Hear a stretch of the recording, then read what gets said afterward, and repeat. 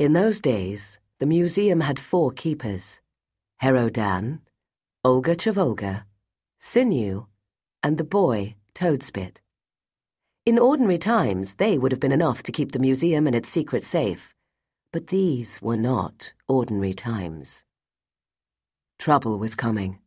The signs were unmistakable. The keepers did not know where it was coming from or when it would strike, but it was clear that it would not be easily stopped. Using all his skills of concealment, Sinew set out to find a child who could be trained as an extra keeper. 6 of the children he spied on turned out to be unsuitable. The 7th, according to her official file, was disobedient and willful. She had worn the punishment chains 3 times already, and the year had barely begun. This was the girl who would eventually become the 5th keeper, the girl who would change the fate of both the museum and the city. From The Museum of Dunt, A Hidden History. Goldie Roth hated the punishment chains. She hated them more than anything, except perhaps for the blessed guardians. As the heavy brass cuffs snapped around her wrists and the weight of the chains fell on her shoulders, she stared sullenly at the cobblestones.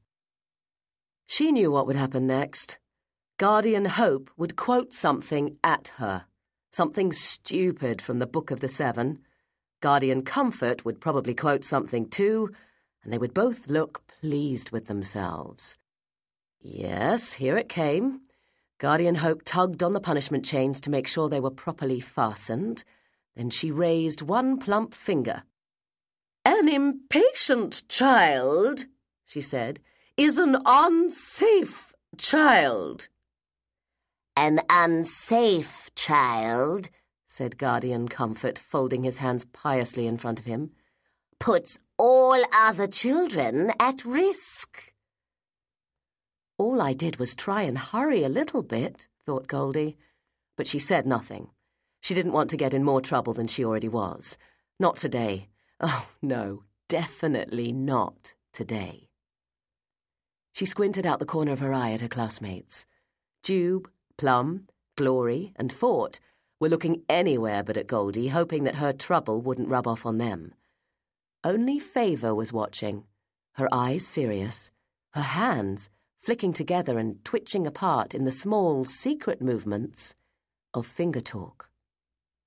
To the blessed guardians, it probably looked as if Favour was picking at the threads of her smock or twisting the links of her little silver guard chain. But to Goldie, the words were as clear as glass. Don't worry.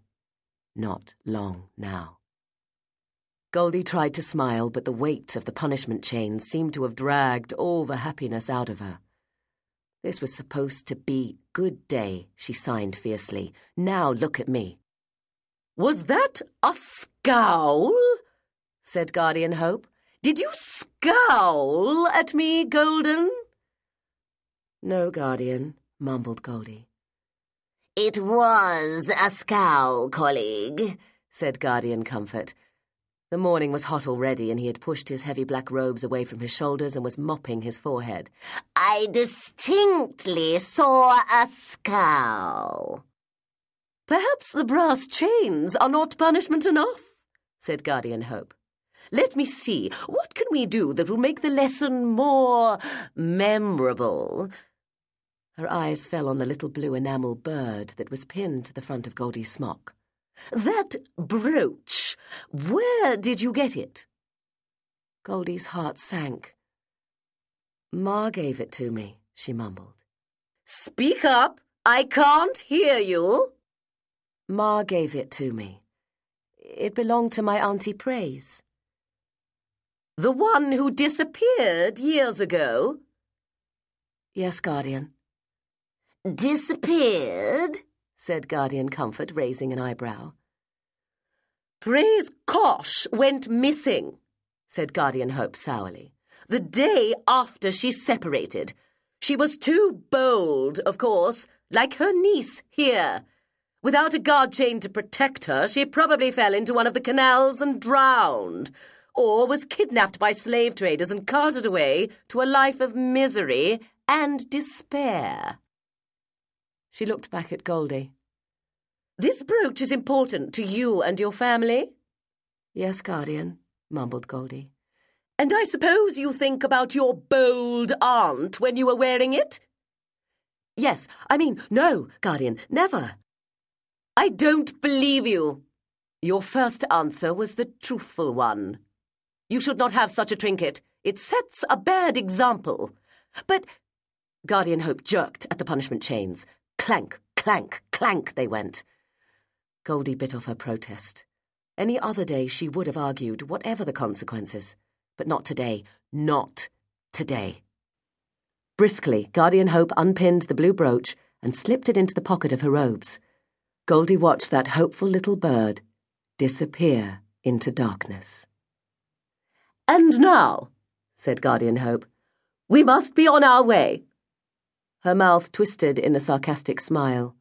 We must not be late for this important ceremony, must we? The Grand Protector would be so disappointed. She set off across the plaza of the Forlorn with Goldie stumbling beside her. Clank, clank, clank. The other children tagged along behind Guardian Comfort, their guard chains attached to his leather belt. Everyone they passed stared at Goldie, then quickly looked away again as if she was diseased. People were used to seeing children chained, of course. Every child in the city of Jewel wore a silver guard chain on their left wrist from the moment they learned to walk until their separation day. Whenever they were outside the house, the guard chain linked them to their parents or to one of the Blessed Guardians. At night, it was fastened to the bedhead, so that no one could break into the house and carry them off while their parents were sleeping. But the punishment chains were different. The punishment chains were fastened to both wrists. They were far heavier than the little silver guard chains, and they clanked shamefully, so that everyone knew you had displeased the Blessed Guardians, which was a very dangerous thing to do. As they approached the Grand Canal, Goldie heard a dull roar ahead of them. Guardian Comfort stopped and inclined his head. What's that? Is there danger awaiting us, colleague? Guardian Hope shortened the punishment chains even further and dragged Goldie along the narrow street to the next corner. Goldie gritted her teeth and tried not to think about the blue brooch. No danger, shouted Guardian Hope. It's merely a crowd. Guardian Comfort ushered the rest of the class up to the corner, and they all stared at the throng of people walking along the boulevard that ran beside the Grand Canal. Where are they going? Said Guardian Comfort. The markets aren't until tomorrow. I imagine they're going to the Great Hall, said Guardian Hope. She raised her voice. To witness this separation ceremony, this abomination. Several of the passers-by turned to see who had spoken. When they saw the two Blessed Guardians, they seemed to shrink a little, as if the mere sight of the black robes and black boxy hats made them afraid. Goldie felt a spurt of anger.